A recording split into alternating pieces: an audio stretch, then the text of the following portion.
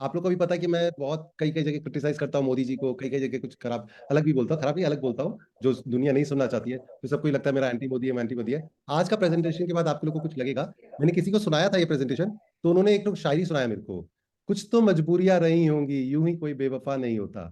कुछ तो गड़बड़ हुआ है सर, जो आप इतना तारीफ कर रहे हैं, इंडिया दुबई बन रहा है, ये वो मोदी जी, कुछ तो मजबूरियां रही होगी, यूं ही कोई बेवफा नहीं होता। पहले हम आप लोग को स्टैटिस्टिक्स दिखाते हैं, फिर आप लोग से बात करते हैं। चलिए let's go fast and furious करते हैं। अभी मैंने जयपुर में भी ये वाला सेशन लिया था। ये जयपुर में भी सेशन लिया था, जो आपके यहाँ पे सबसे पहले लिया था मैंने लास्ट जून में, is India insulated from global shocks. तो उसके अंदर पूरा वही बताया था कि सब जगह इन्फ्लेशन कैसा है क्या नहीं है। उसके अंदर मैंने ये इस बार वहां पे लिया था, उनको बहुत अच्छा पसंद आया। प्लानिंग कमीशन के नीति आयोग से भी आदमी लोग आए हुए थे, ऑफिशियल्स लोग थे। उन्होंने कहा वो वाला प्रेजेंटेशन बेस्ट था, क्योंकि मैंने बहुत उसके ऊपर रिसर्च किया था और आप लोग को सबसे पहले दिया था, आप लोगों ने अप्रूव किया था। तो आज के सेशन में भी मैं आप लोग को फिर बता दे रहा हूँ, अनबायस्ड न्यूट्रल व्यू होगा, डिस्क्लेमर दे दे रहा हूँ। स्पीड बहुत होगा, अपॉलॉजीज इन एडवांस होगा for any unintended error. Modi ji, Rahul ji, Mamata ji अगर बोलूंगा, it is out of respect बोलूंगा। कुछ तो मजबूरियां रही होगी, यूं ही कोई बेफार वाला बात नहीं है, कोई मजबूरियां रही है। मैं आप लोग को स्टैटिस्टिक्स दिखाता हूँ, फिर हम लोग डिसाइड करते हैं कि आगे का क्या है। चलिए, is Dubai, is India the next Dubai, देखते हैं फिर, बहुत फटाफट देखते हैं, बहुत फास्ट पेस पे करेंगे, बहुत फास्ट पेस पे करेंगे। चलिए देखिए, ये रहा दुबई। दुबई ये रहा, बहुत जन आप लोग में से गए हुए होंगे यहाँ पे, और नहीं गए तो जरूर जाएंगे आगे जाके, because this one of the favourite destination for tourism in India. तो देखिए, ये सऊदी अरेबिया के ठीक बगल में यूएई है। यूएई का कैपिटल अबू धाबी है, करेंसी दिरहम है, लोकेशन एशिया है। What is the capital of Dubai? मेरे को भी स्टूपिड लग रहा है कि मैंने ये, मेरे को भी ठीक से आइडिया नहीं था। Capital, Dubai is a city, Dubai is a city, Dubai is a city, it is not a country. जैसे कलकत्ता का क्या कैपिटल होगा? So Dubai is a part of UAE. हम लोग दुबई को एक तो कंट्री मानते हैं, बट दुबई एक्चुअली में एक सिटी है यूएई का। There are seven, UAE is a group of seven kingdoms, Abu Dhabi, Dubai, Sharjah, Ajman, इस तरह करके है। तो Dubai is a very small part in this entire UAE. और ये रहा दुबई, इनका छोटा सा पार्ट जो है, this is the Dubai part. ठीक है, we are talking about Dubai. तो दुबई का कोई कैपिटल प्ले, because Dubai is a city. UAE का capital Abu Dhabi, currency dirham, location Asia. बहुत ध्यान से सुनिएगा, वेरी इंटरेस्टिंग पार्ट, इंडिया से कनेक्टेड है। लास्ट में जाते जाते सब सेटिंग हो जाएगा। दुबई के पास आप लोग को पता है क्या नहीं है? Dubai holds more than 300 plus records. क्या नहीं है उसके पास? Burj Khalifa, the world's tallest building, Dubai frame, the world's largest frame, Dubai mall, the largest shopping mall, Burj Al hotel, the tallest institute hotel in the world, मतलब fastest police car, tallest building, deepest pool, tallest chocolate sculpture, tallest service elevator, largest indoor Dubai mall, largest notebook mosaic, parachuting, largest fountain, largest frame, tallest hotel, fastest sand dune, Burj Khalifa, largest vertical maze, पता नहीं क्या क्या कितने records है, कोई हिसाब नहीं है। अब दुबई हम लोग का बात है, दुबई तो बहुत रिच एंड फेमस है। क्या दुबई हमेशा ऐसा रिच था? जब से जन्म लिया, जब से बोला जाता है इंडिया को, जैसे बोला जाता है कि सोने की चिड़िया था, क्या दुबई भी हमेशा रिच था? नहीं। It had no oil, no soil, no rainfall, no minerals, no good weather.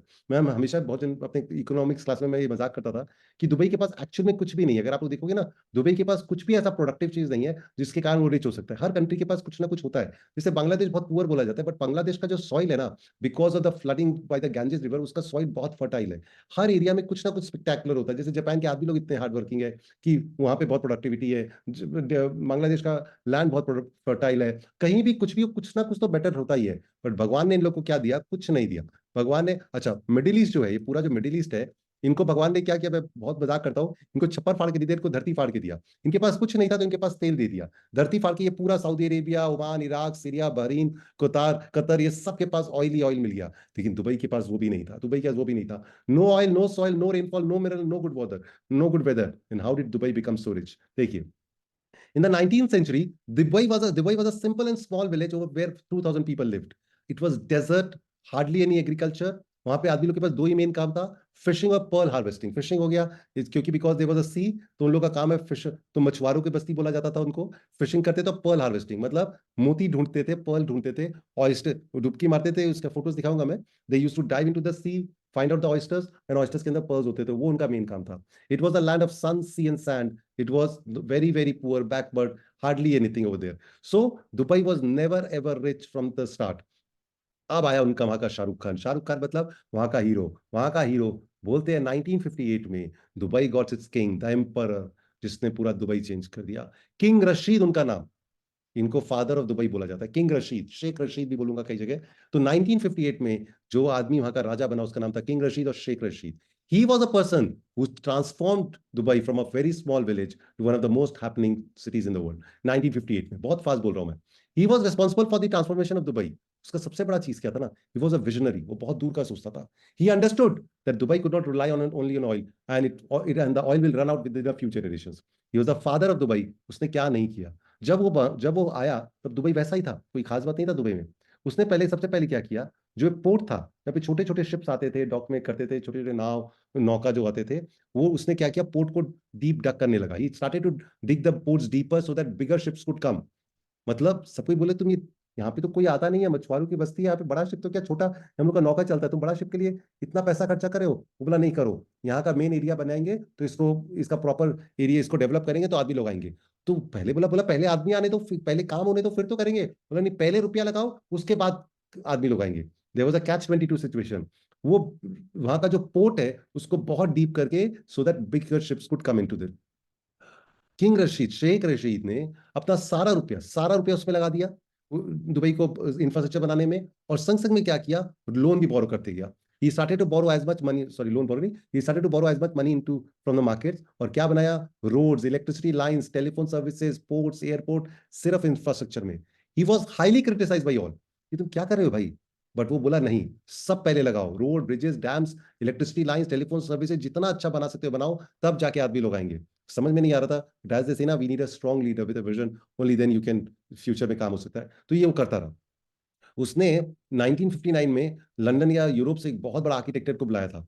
Architect को बुलाया कि भाई हम लोग को पूरा दुबई को अच्छा से बनाना है, तुम इसका कुछ इसके लिए क्या बना सकते हो। वो आदमी आया, दुबई में एयरपोर्ट नहीं था, शारजा बगल में, देखिए मैं दिखा रहा हूँ कुछ, अब दिखाया था मैंने आप लोग को, ये देखिए ये रहा शारजा, शारजा बगल में है, शारजा में एयरपोर्ट हुआ था। तो ये आदमी उतरा शारजा में, और शारजा में उतर के ये दुबई लाया गया इसको इमीडिएटली, और बोला गया कि दुबई ये पूरा बैरन सन सी और सैंड है, इसको चेंज करके दिखाओ। उसको एक जन ने इंटरव्यू में पूछा, किंग रशीद को, शेख रशीद को, what do you want Dubai to be. बोला I want it to be number one.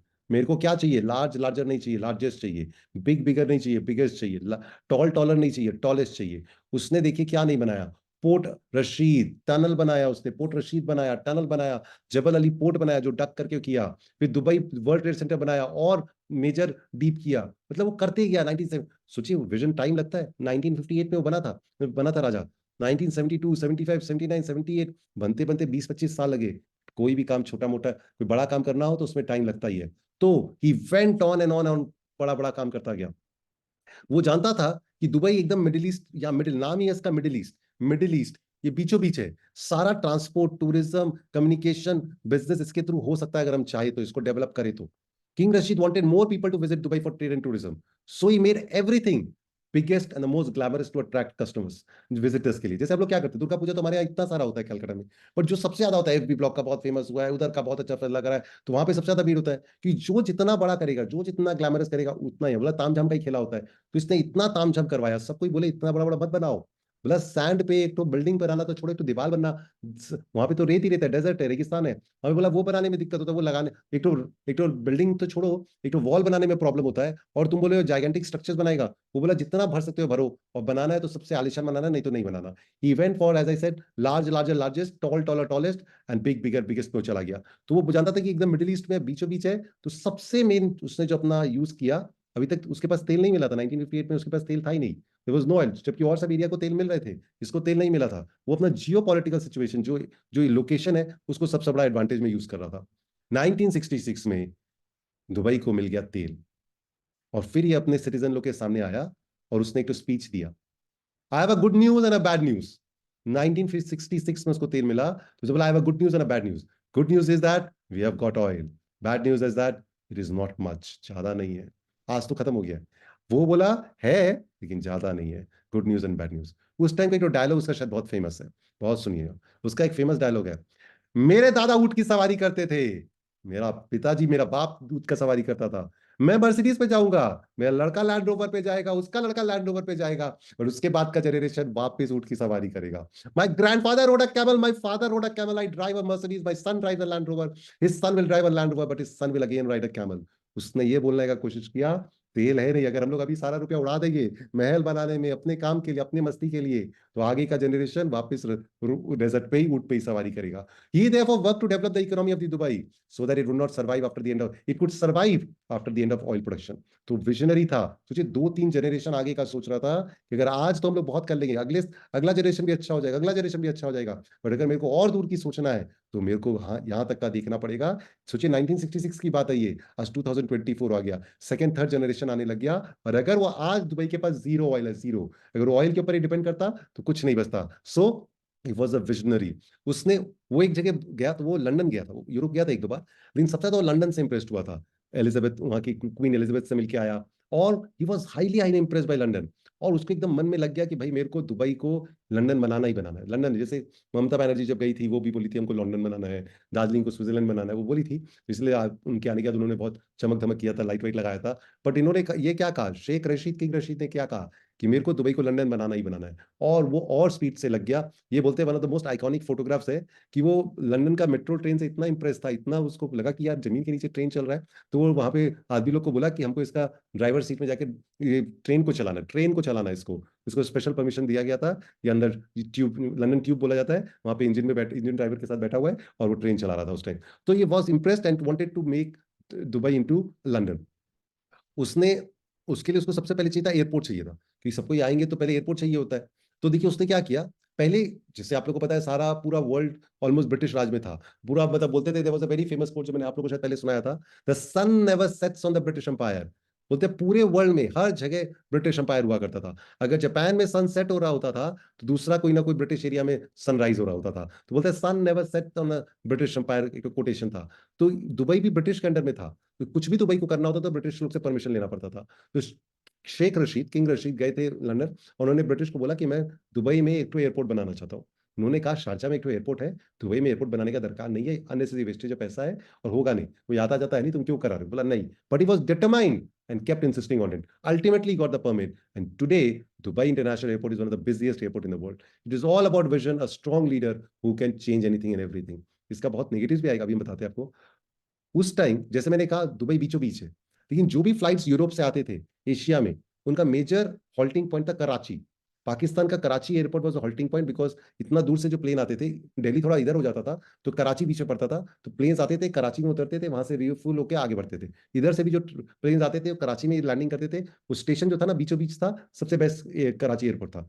तो किंग रशीद बोला नहीं यार, कराची एयरपोर्ट अगर इतना अच्छा हो सकता है, तो हम लोग का तो दुबई और बेटर है, दुबई और मिडिल में। तो उसने एयरपोर्ट बना लिया, और फिर उसने अपना एमिरेट्स प्लेन भी उन्होंने बनाया। शेख राशिद का विजन था कि मेरे को एक तो अपना खुद का एयरलाइंस भी बनाना है, और एमिरेट्स जो है उन्हीं ने ही सब किया। तो जस्ट इमेजिन, उसने पोर्ट्स बनाए, एयरपोर्ट्स बनाए, सारा रेलवे लाइन, कंस्ट्रक्शन लाइन, सब कुछ किया, और उसने अपना एयरलाइंस भी चालू कर दिया।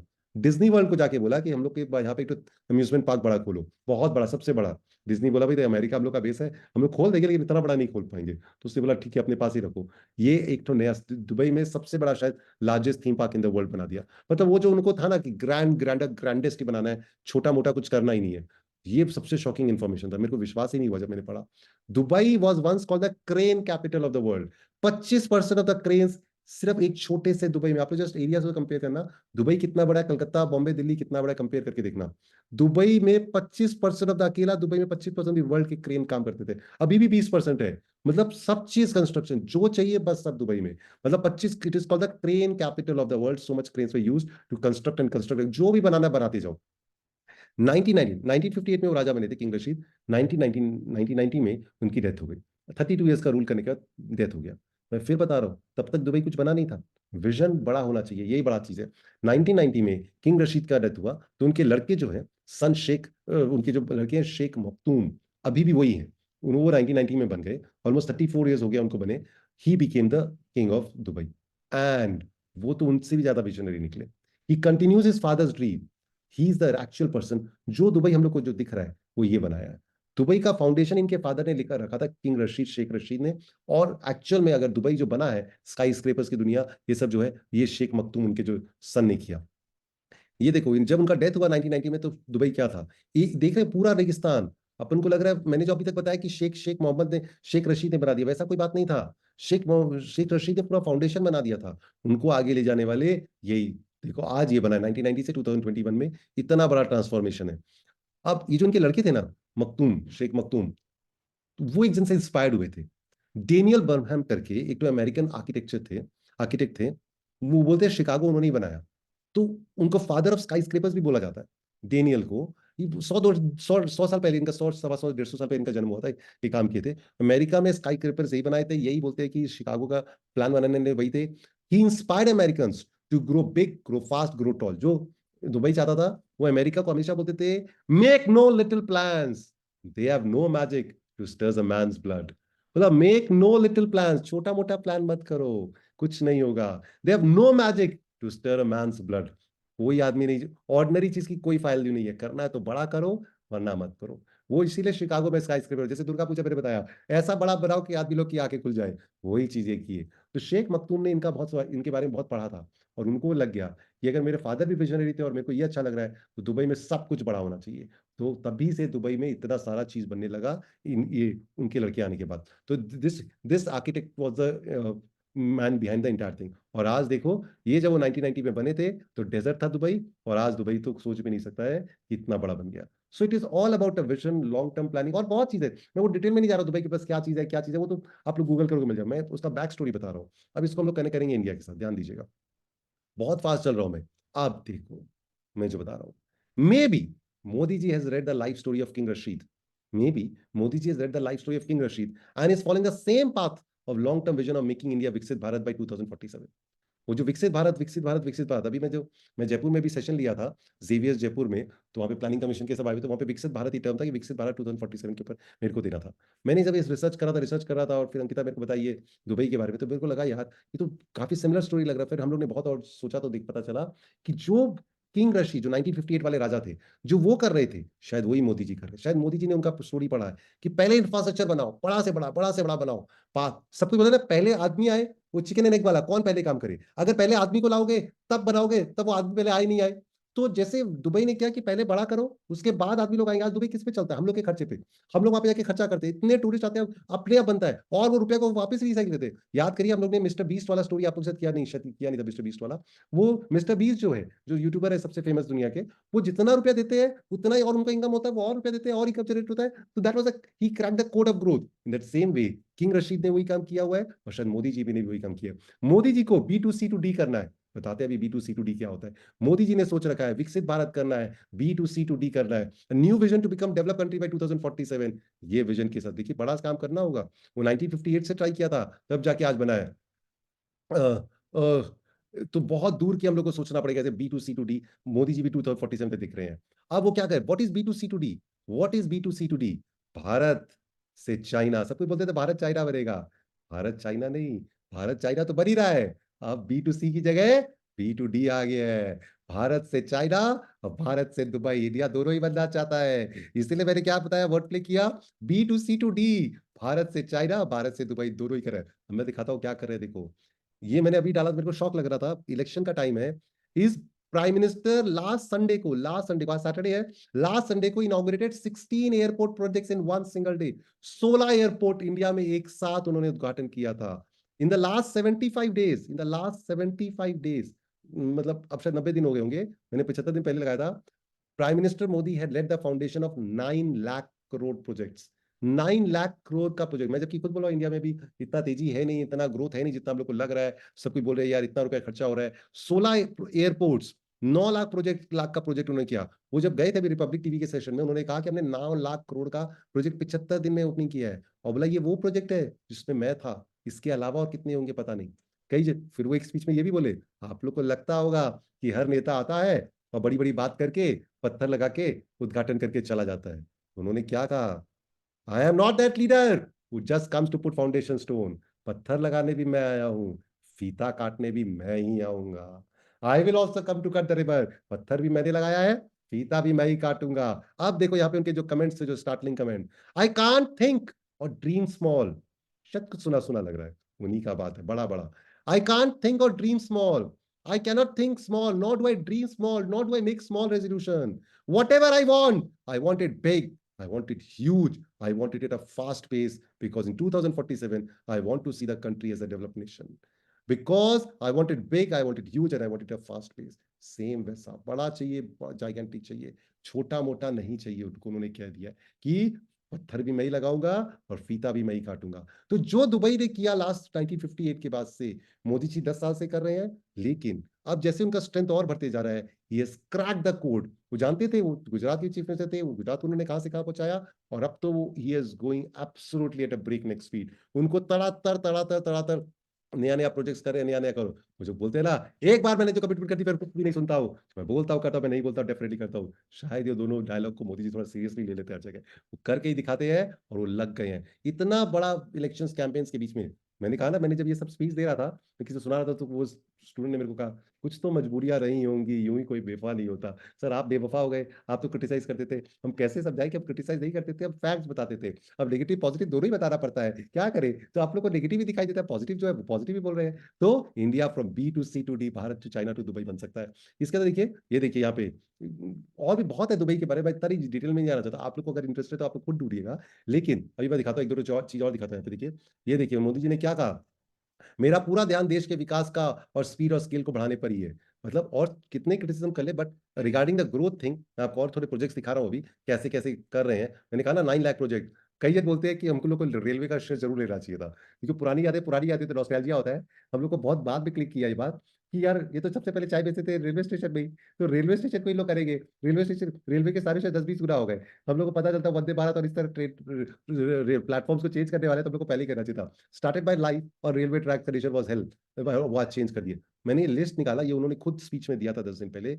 उन्होंने 9 लाख करोड़ का प्रोजेक्ट जो था ना, उसका डिटेल दिया 9 लाख करोड़ का, कि मैंने ये 9 lakh in the last 75 days prime minister said he has let the foundation 9 lakh crore. He underline the investment made. क्या किया उन्होंने, The Prime Minister informed 7 new IIMs, 3 IIMs, 10 IITs, 5 IITs, 3 IITs, 2 ICR, 10 central institutions, 4 medical and nursing colleges, 6 national research labs. Projects worth 1,800 crores have been inaugurated in space infrastructure. 54 power projects were inaugurated. 2 new reactors of Kalpakru atomic power station were installed.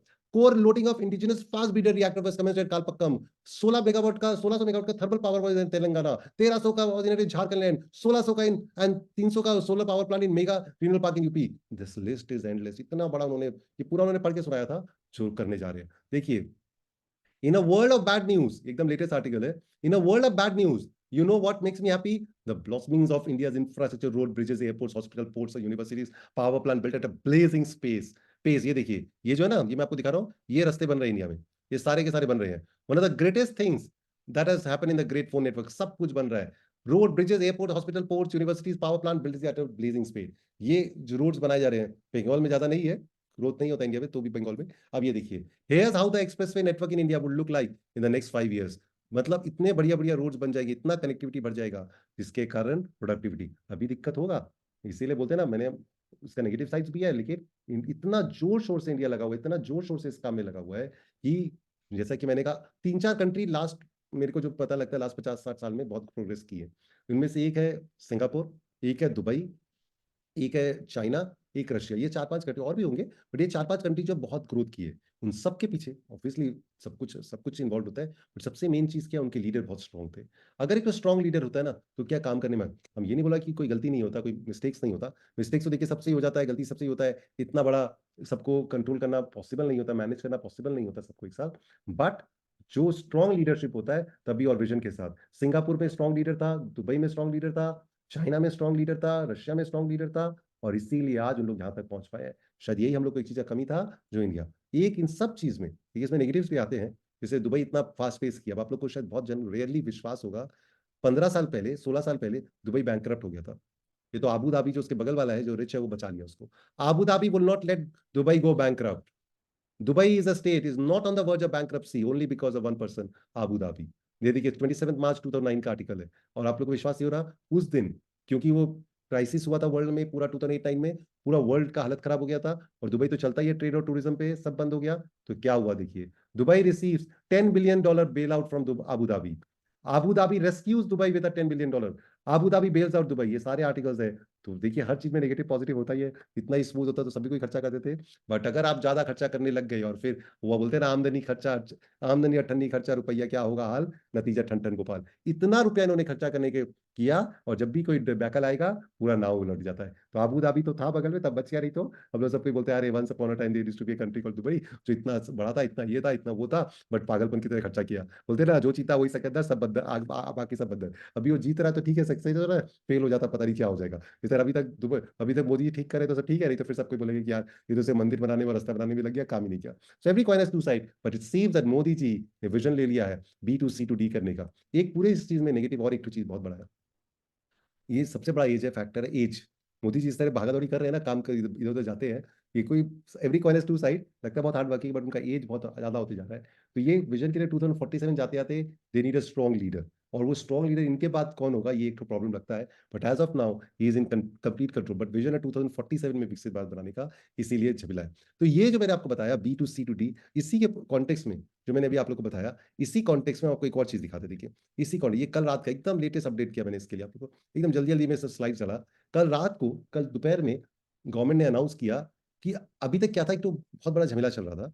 अभी तक झमेला चला था कि Tesla वेस्ला India में आने को ready था, लेकिन टेस्ला बोलता था हम आते ही तो फैक्ट्री चालू नहीं करेगा, पहले तुम इंडिया का इंपोर्ट ड्यूटी कम करो, टेस्ला का गाड़ी आने दो, बना बनाया गाड़ी, अगर टेस्ला का गाड़ी इंडिया में आएगा, बिकना चालू होगा, हम तब तक अपना फैक्ट्री लगाएगा, फिर हम लोग यहाँ से प्रोडक्शन करेंगे।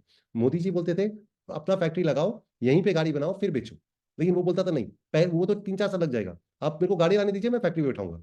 कल दोपहर में जो बाजार चल रहा था उस टाइम ये अनाउंसमेंट आया कि यस, गवर्नमेंट ने बोला 8,000 गाड़ी, 8,000 गाड़ी आप लोग हर साल ला सकते हो, लेकिन उसकी बदौलत आपको कुछ प्रॉमिस करना पड़ेगा। 8,000 बना बनाया गाड़ी ला सकते हो, ये कल हमने डाला था, देखिए जिसे अंकिता ने बनाया था, हमारा टेस्ला घर आया, ओ राम जी, ओ इलॉन जी। गवर्नमेंट ने कल रात को अलाउ किया कि कल दोपहर में कि आप 8,000 गाड़ी बना बनाया ला सकते हो, लेकिन उसका और इंपोर्ट ड्यूटी कम कर दिया। 100% इंपोर्ट ड्यूटी था, 15% कर दिया।